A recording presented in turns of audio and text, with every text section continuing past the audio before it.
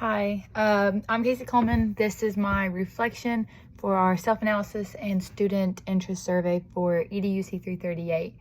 So when I was completing my own self-analysis, it allowed me to kind of become the student again and understand how I like to read. And by answering some of these questions, I realized that my parents were a huge influence on me in terms of me being a lover of reading, but it also helped me understand that when I'm in college, I don't read as much because I'm constantly having to read for my classes, and I just never seem to be able to sit down and focus on a book that I love. But during the summer, I love to sit outside and I will get lost in a book. But I've never had like a favorite author, but instead I have a favorite genre. I'm kind of like the romantic kind of everyday life. Like, it's nothing like fantasy or anything like that. Like, it's like real stuff that happens. So it's like watching a movie. I can watch a movie in my head just by reading the words of like just stuff I can relate to in terms of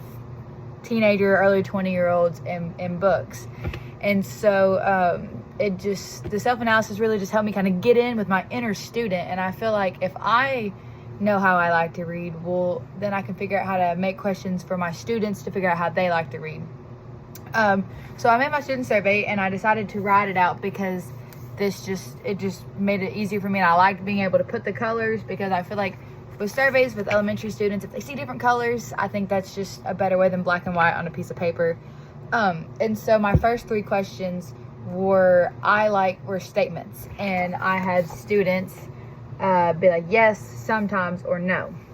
So my first question was I like to read at home, and then I like to be read to, like not me reading, but someone reading to me. And then I think reading is fun were my first three questions for my survey. And I looked up all kinds of surveys to kind of get an idea of what I think would be best to put on a survey to get to know my students. So if I understand if they're reading at home, then they're getting extra practice. If they like to be read to, especially if I'm with younger students, I can implement that more into my lessons in terms of read alouds, and we already know the benefits of that, and working on comprehension skills with younger students, and not just younger students but older students as well. And then seeing if students like to read, because there are some younger students who absolutely do not like to read, but understanding that you can help them find ways to maybe be more accepting to it. And my other questions were two option questions. So, do you like fiction or nonfiction books?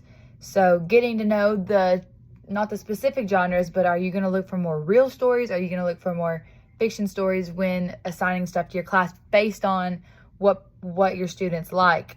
And then asking, when reading, I read out loud or in my head. So, understanding how your students kind of read to themselves, like how that process works for them. For me, I read in my head, and I can hear my own voice in my head when I'm reading. And that's how I'm able to kind of make my books a movie kind of in my head. It's like I'm watching it, but it's because I can hear it. But some students like to read out loud.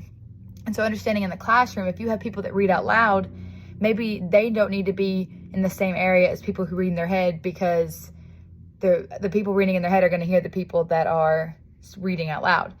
And my last question, or yes or no question kind of, is, do you think reading is easy or hard? And I feel like this is a confidence question for students, because if students are saying that it's easy, well, it might still be a challenge for them later on, but they have confidence in their reading abilities. If students are saying that it's hard, they don't really necessarily believe in themselves as readers. So as the teacher, if I see a student thinks that reading is hard, well, my job will be to work on building their confidence in their reading skills, so that they might not think it's easy still, but they won't think it's as hard as it was.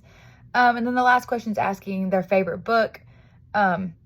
Even if they're not big readers, I feel like students still remember a book that they probably read in class, or they might be read to at home.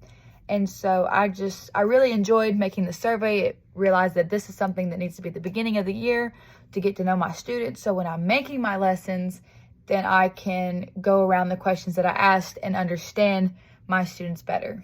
So thank you.